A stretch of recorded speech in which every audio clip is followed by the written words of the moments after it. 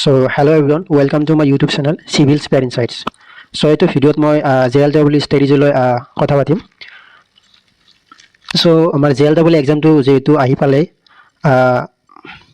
জুলাইৰ second week বা last উইকত হোৱাৰ চান্স আছে. তো তোমালোকে যোনকেইজনে JLW এক্সামটোৰ কাৰণে প্ৰিপাৰেশ্যন কৰি আছা আৰু APSC JE কাৰণে প্ৰিপাৰেশ্যন কৰি আছা, তো মোৰ চেনেলটো চাব পাৰা, কাৰণ মই JLW আৰু APSC JE ওপৰত ভিডিঅ' বনাওঁ. মই চিভিল ইঞ্জিনিয়াৰিঙৰ ইম্পৰ্টেণ্ট টপিকছ MCQ আৰু শ্বৰ্ট ৰিভিজন কৰাই আছোঁ. চ' তোমালোকে যদি ভাবা মোৰ ভিডিঅ' চাই হেল্পফুল হওক, যদি তোমালোকে হেল্পফুল হোৱা মোৰ ভিডিঅ' চাই, তেতিয়াহ'লে ছাবস্ক্ৰাইব কৰি দিবা. ব'লা ভিডিঅ'টো আমি আৰম্ভ কৰোঁ. চ' আমাৰ JLW 4টা ছাবজেক্ট থাকে. তাৰে জেনেৰেল মেথামেটিক্সত 30 কুৱেশ্যন থাকে, বেছিক কম্পিউটাৰত 10টা কুৱেশ্যন থাকে, ইঞ্জিনিয়াৰিং ড্ৰয়িং এণ্ড গ্ৰাফিক্সত 10টা কুৱেশ্যন থাকে, আৰু বাকী 50টা কুৱেশ্যন আমাৰ টেকনিকেল ব্ৰাঞ্চত থাকে, ৰাইট? চ' ইয়াৰে আমাৰ প্ৰত্যেকটো কুৱেশ্যনৰ কাৰণে আমাৰ 4 মাৰ্ককে দিয়া হয়, আৰু এটা নেগেটিভৰ কাৰণে ফৰ এভৰি ৰং এনচাৰৰ কাৰণে আমাৰ 1 মাৰ্ক ডিডাক্ট কৰা হয়. তো JLW প্ৰিপাৰেশ্যনটো আমি কেনেকৈ কৰিম? ময়ো লেটাৰেল এণ্ট্ৰি বিটেক কৰা হয়. চ' মই ভিডিঅ'টোত এতিয়া মই ষ্ট্ৰেটেজিৰ ওপৰত ক'ব খুজিম. চ' এতিয়া আমাৰ ষ্ট্ৰেটেজিটো কেনেকুৱা হ'ব লাগে? চ' মই ফাৰ্ষ্ট জেনেৰেল মেথামেটিক্সৰ ওপৰতে ক'ব যাম. চ' ফাৰ্ষ্ট অন আমাৰ জেনেৰেল মেথামেটিক্স. এতিয়া আমাৰ জেনেৰেল মেথামেটিক্সৰ আৰু এটা কথা, আমাৰ যিটো JLW যিটো চিলেবাছ, এতিয়া আমি যদি ক'ব যাওঁ JLW কিবা কনফাইন চিলেবাছ, তেনেকুৱা একো কনফাইন চিলেবাছ নাই JLW কাৰণে. চ' বেচিক্স আমাৰ ডিপ্ল'মাৰ চিলেবাছ বুলি কওঁ, but there is any confine syllabus for JLW. Okay, so' general মেথামেটিক্সৰ আমি ষ্টেণ্ডাৰ্ড হিচাপে 11 আৰু 12 মেথছকে লওঁ. চ' 11 আৰু 12 মেথছ তুমি ভালকৈ থ্ৰ'লি ষ্টাডি কৰিবা. 11 আৰু 12 মেথছ, যদি তুমি মেথছত ষ্ট্ৰং আছা, তেতিয়াহ'লে 11 আৰু 12 maths strong 11 and 12 maths thoroughly study কৰিলে হ'ল. বেচিক কনচেপ্টখিনি জানিলে হ'ল, ইমানো ডেপ্থলৈকে যাব নালাগে, কাৰণ আমাৰ JLWত ইমানো টাফলৈকে কুৱেশ্যন নাহে. Less than CEE level. আমাৰ CEE এক্সাম যিটো হয় ডিৰেক্ট এণ্ট্ৰিৰ কাৰণে বিটেকৰ, তো তাৰে লেভেলতকৈ অলপমান তলৰ লেভেললৈকে পঢ়িলে হ'ল. JLWত বেচিক্স তুমি মেথছৰ বেচিক কনচেপ্টখিনিটো জানিলে হ'ল, বাকী বেচিক কনচেপ্টটো জানিলে হ'ল, ইমান ডেপ্থলৈকে নালাগে. বাকী আমাৰ কি বুলি কয়, এটা প্ৰিপাৰেশ্যনটো কৰিম কেনেকৈ? যদি তুমি মেথছত ষ্ট্ৰং আছা, তেতিয়াহ'লে তুমি 11-12টো ভালকৈ পঢ়িবা. 11-12 মেথছৰ ষ্টেণ্ডাৰ্ড বুক লৈ তাৰে যোনবিলাক চেপ্টাৰ ৰিলিভেণ্ট হয় JLW কুৱেশ্যন পেপাৰ ভালকৈ চাবা. ভালকৈ চাই কিনে যোনবিলাক চেপ্টাৰ আমাৰ ৰিলিভেণ্ট, যোনবিলাক আহি আছে, তাৰ সেই চেপ্টাৰখিনি ভালকৈ তুমি প্ৰিপাৰেশ্যন কৰিবা. অ'কে, তাৰপিছত ৰিভিজন কৰি থাকিবা, ৰিভিজন দি থাকিবা, আৰু শ্বৰ্ট নোটছ প্ৰিপেয়াৰ কৰিবা, কাৰণ এক্সামৰ সময়ত আমাৰ শ্বৰ্ট নোটছটো কামত আহিব. চ' লগালগ কি কৰিবা, শ্বৰ্ট নোট বনাই থাকিবা, আৰু যদি শ্বৰ্টকাট ট্ৰিক যোনবিলাক আছে, তো সেইবিলাক তাতে নোট কৰি ৰাখিবা শ্বৰ্ট নোটছত.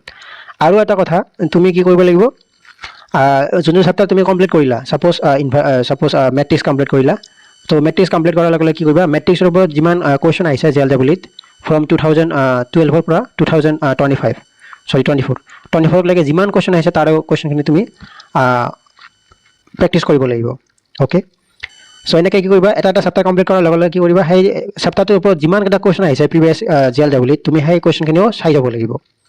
অ'কে, এইটো হ'ল ফাৰ্ষ্ট ষ্ট্ৰেটেজি. আৰু এটা কথা, যদি তুমি নগাঁও পলিটেকনিক বা আমাৰ AEI পলিটেকনিকৰ পৰা পাছ আউট বা এতিয়া পঢ়ি আছা, চ' তেতিয়াহ'লে এটা কাম কৰিবা, নগাঁও পলিটেকনিক বা AEI পলিটেকনিকৰ পৰা এখন বুক পাব্লিছ হয়, বুক পাব্লিছ হৈছে অলৰেডি, যিটো আমি পলিটেকনিক মেথছ বুলি কওঁ, পাৰভিন আহমেদ মেমৰ, আৰু কিবা নামটো আছিলে পাহৰিছোঁ, তো আৰু এজনী মেম আছিলে. তো নগাঁও পলিটেকনিক ফেকাল্টি আৰু আমাৰ AEIৰ ফেকাল্টি দুজনীয়ে মিলাই এখন বুক পাব্লিছ কৰিছে, পাৰ্টিকুলাৰলি ফৰ পলিটেকনিক মেথছৰ কাৰণে, ডিপ্ল'মা ইঞ্জিনিয়াৰিঙৰ কাৰণে. তো পলিটেকনিক 1 বুলি কয়, পলিটেকনিক 1, আৰু পলিটেকনিক 2 বুলি ফাৰ্ষ্ট ছেমিষ্টাৰ এণ্ড ছেকেণ্ড ছেমিষ্টাৰত 2খন বুকছ পাওঁ. তো সেই বুকছ 2খন যদি তুমি ভালকৈ চোৱা, তাতে চাবা তুমি তোমাৰ কনচেপ্টখিনি কি আছে, ভালকৈ ইনে ইজি মেনাৰ এক্সপ্লেইন কৰা আছে, আৰু কি আছে, অবজেক্টিভ কুৱেশ্যনো তাতে পাবা. সেই বুকছখনত তুমি ৰেফাৰ কৰিব পাৰা, মই ভাবোঁ যে.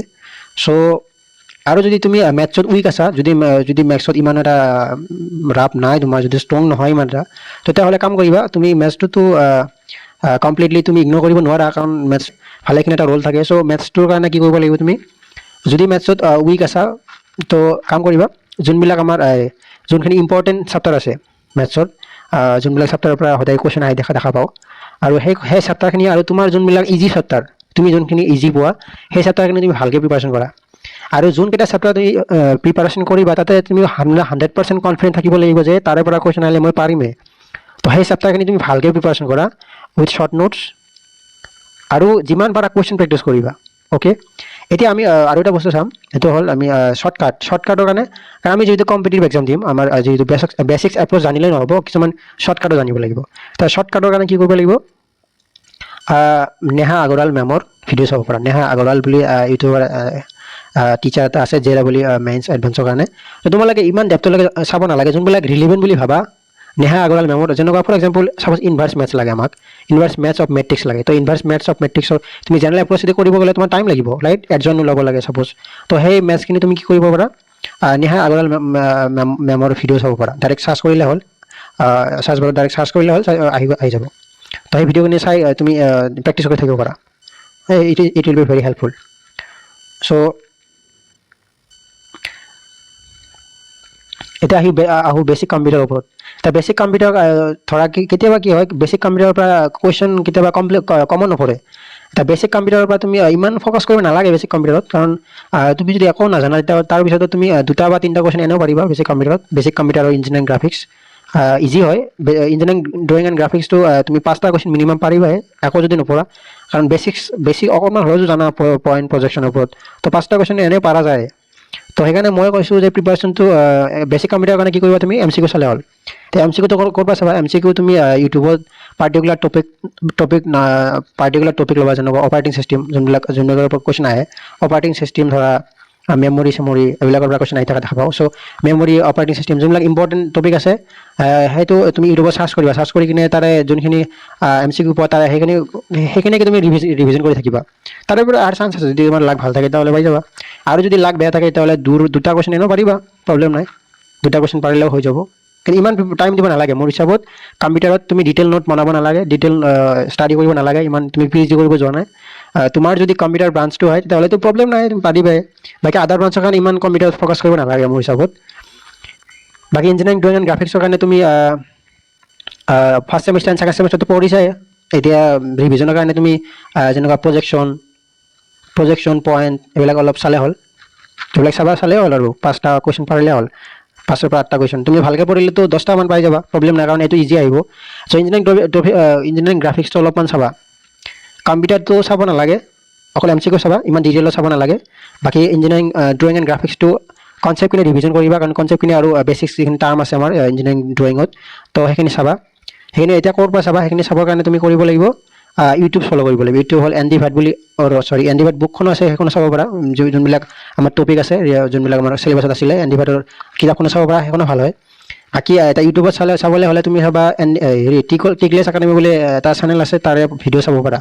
তাৰে ভিডিঅ' গোটাই চাব নালাগে তুমি, যোনবিলাক আমাৰ ইম্পৰ্টেণ্ট আছিলে, যেনেকুৱা পইণ্টৰ পৰা পইণ্ট প্ৰজেকশ্যন, লাইন প্ৰজেকশ্যন, আৰু কিবা কিবি প্ৰজেকশ্যন আছিলে, অৰ্থগ্ৰাফিক প্ৰজেকশ্যন, আইচ'মেট্ৰিক প্ৰজেকশ্যন, পাৰ্চপেক্টিভ প্ৰজেকশ্যন, তো এইবিলাক বস্তুৰ ওপৰত ভিডিঅ' চাবা, MCQ প্ৰেক্টিছ কৰিবা, ভিডিঅ' চাবা।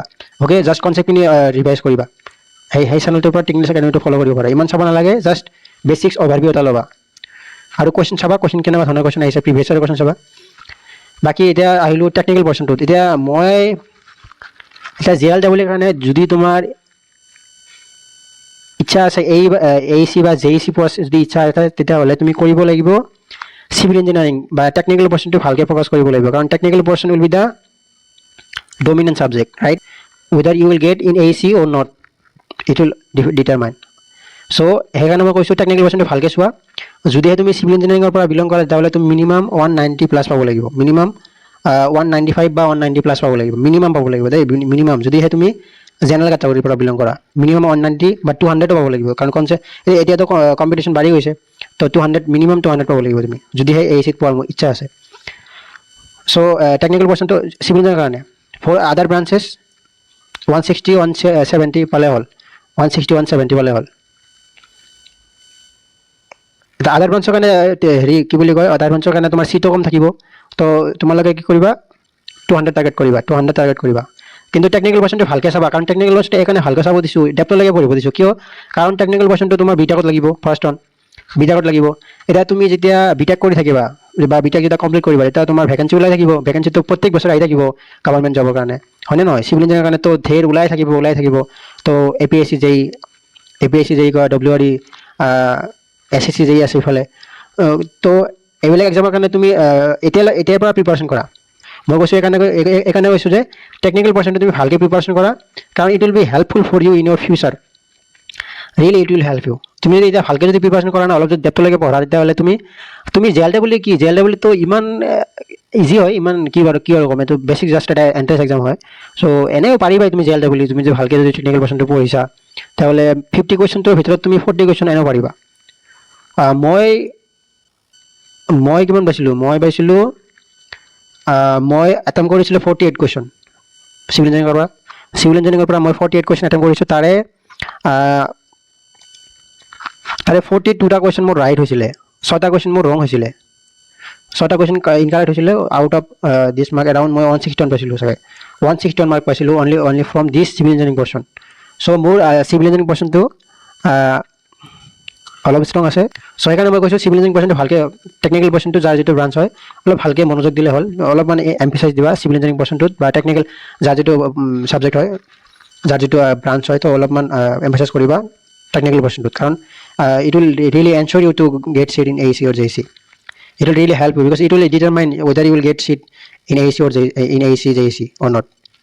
So it will really help you because you will get whenever the vacancy will come, you will see, whenever you will see the previous year question paper of APSC, AE or JE, whatever, AE or JE, you can be able to do, you will be able to do 70% question. I guarantee you. Okay, তুমি যদি ভালকৈ preparation কৰিছা JLW কাৰণে, তেতিয়াহ'লে তুমি 70ৰ পৰা JEৰ কথা যদি কওঁ 90% কুৱেশ্যন পাৰিবা, 90%, গ্যাৰাণ্টিটো কৈছোঁ 90% কুৱেশ্যন পাৰিবা। AEৰ পৰা 70%, 60ৰ পৰা 70% কুৱেশ্যন তুমি টেকনিকেলৰ পৰা পাৰিবাই, যদি তুমি ভালকৈ প্ৰিপাৰেশ্যন কৰিছা। 90% কুৱেশ্যন এনেও পাৰিবা তুমি, অনলি JLW কাৰণে যদি ভালকৈ পঢ়িছা 90%, 90ৰ পৰা 95% কুৱেশ্যন পাৰিবা।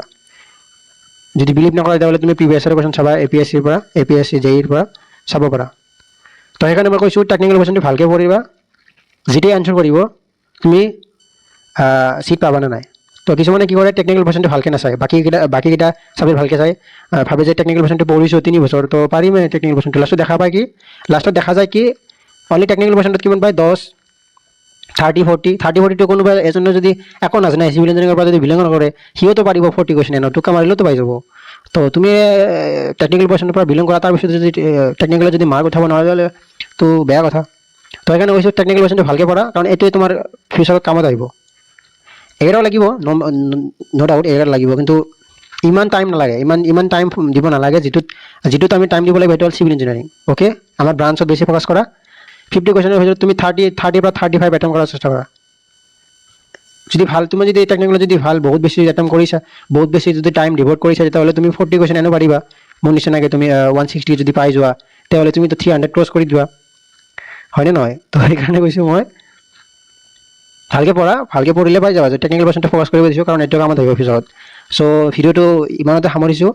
নেক্সট আৰু এটা কথা, এতিয়া PYQটো চাব লাগিব। এতিয়া PYQৰ কাৰণে কি কৰিব লাগিব, তুমি যিহেতু টেকনিকেল পাৰ্চনটোৰ চিলেবাছটো আগতে বেলেগ আছিলে হয়তো, অভিয়াছলি বেলেগ আছিলে। তো মই যিমানটো জানো 2016ৰ পৰা চাগে টেকনিকেল পাৰ্চনটো চেঞ্জ হৈছে চাগে। 2016ৰ আগত চাগে টেকনিকেল পাৰ্চনটো চিলেবাছটো অকণমান চেঞ্জ আছিলে, হয়নে নহয়? অকণমান হয়তো বেলেগ আছিলে। তো 2016 বা 15ৰ পৰা তুমি হয়তো 2016ৰ পৰা তুমি প্ৰিভিয়াছ ইয়াৰ কুৱেশ্যন চাবা ফৰ টেকনিকেল পাৰ্চন। বাকীটা ব্ৰাঞ্চৰ কথা নাজানো, বাট চিভিল ইঞ্জিনিয়াৰিঙৰ 2016ৰ আগলৈকে কি আছিলে বেলেগ আছিলে।